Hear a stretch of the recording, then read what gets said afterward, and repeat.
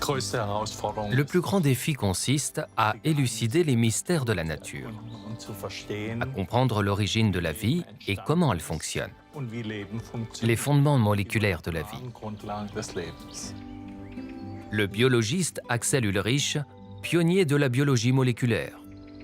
En 2011, il a dit dans une interview « Le cancer est un défi majeur. On veut venir à bout du cancer. » Le scientifique ne peut pas parler actuellement car il est malade. Franz Ulrich Hart, son ami et collègue de l'Institut Max Planck, a suivi le travail de ce chercheur renommé. Axel Ulrich fait sans aucun doute partie du club très fermé des pionniers de la biologie moléculaire. C'est avec lui que tout a commencé. La recherche est imprévisible. Monsieur Ulrich lui-même a dit que ses décisions étaient de plus en plus dictées par son instinct. Son instinct a conseillé aux jeunes chercheurs de rejoindre les États-Unis en 1975. C'était la bonne décision, car 2 ans plus tard, il enregistre son premier grand succès scientifique à l'Université de San Francisco.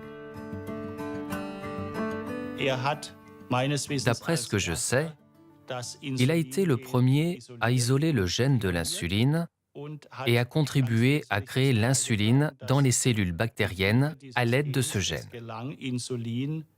Aujourd'hui, il s'agit d'un principe courant dans la fabrication biotechnologique de nombreux médicaments à base de protéines. Ulrich quitte l'université en 1979 pour rejoindre le premier laboratoire biotechnologique au monde, Genentech, en Californie. Il compte dès les années 70 parmi les leaders du secteur biotechnologique. Motivé par les succès de la biologie moléculaire, il pense que même le plus terrible fléau, le cancer, pourrait être vaincu avant la fin du siècle. À l'époque, on était très optimiste de pouvoir guérir le cancer avec ce Magic Bullet. Une substance qui détruit le cancer d'un coup.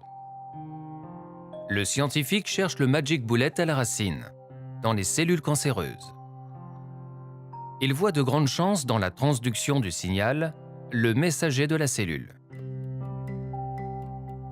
Les cellules saines se divisent quand des facteurs de croissance s'accrochent sur les récepteurs en surface, ce qui active une chaîne de signaux à l'intérieur de la cellule.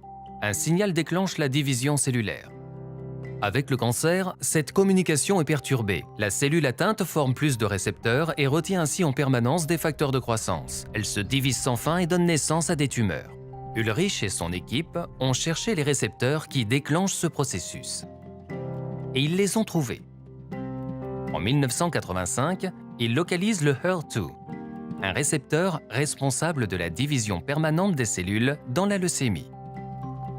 Ils ont mis au point un anticorps, avec un code parfaitement adapté à ce récepteur. L'anticorps bloque le récepteur.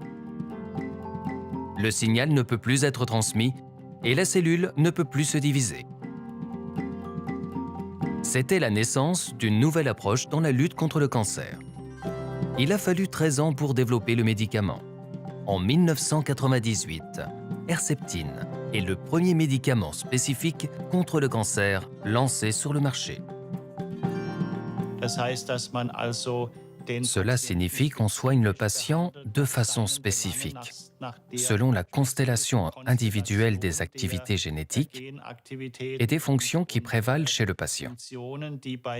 Ainsi, les thérapies sont de plus en plus ciblées. Il a largement contribué à cette évolution, qui va révolutionner la médecine dans les prochaines années et les prochaines décennies.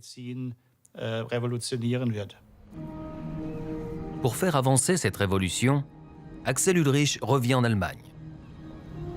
En 1988, il est nommé directeur du service de biologie moléculaire de l'Institut Max Planck près de Munich, où il se consacre à une médecine ciblée. Dans les années 90, il met au point un nouveau médicament contre le cancer du rein et de l'estomac, le Sutent.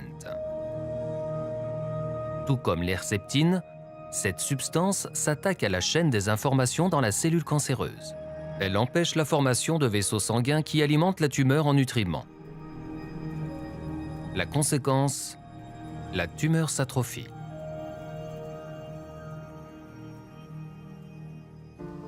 Pendant 30 ans, Axel Ulrich travaille dans la recherche fondamentale pour les thérapies ciblées.